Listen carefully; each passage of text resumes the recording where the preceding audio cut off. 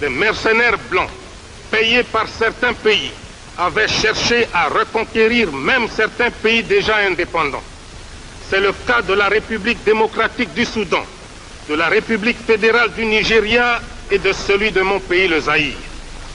Dans la ville de Bukavu, à l'est du Zaïre, un mercenaire blanc venu d'Europe s'était proclamé sans rire président de la République du Zaïre.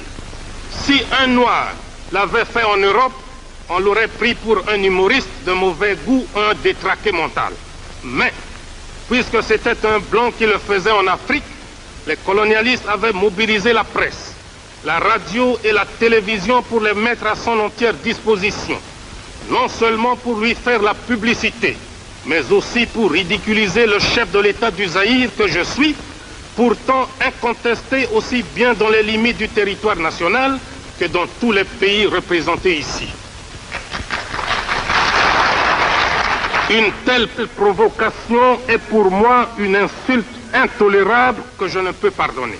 Au moment où je vous parle, la situation anachronique qui prévaut actuellement en Angola, en Rhodésie, au Mozambique, en Namibie, en Afrique du Sud, est impensable sans un soutien réel de certaines puissances occultes.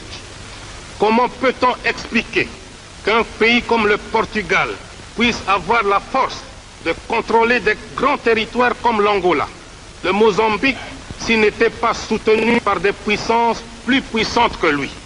En effet, le Portugal est un pays économiquement, socialement et culturellement sous-développé, sans démocratie.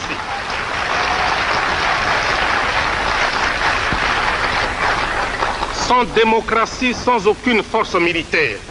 Son seul record est le taux le plus élevé d'analphabètes en Europe. Sa force et son arrogance lui viennent tout droit de son appartenance à l'OTAN.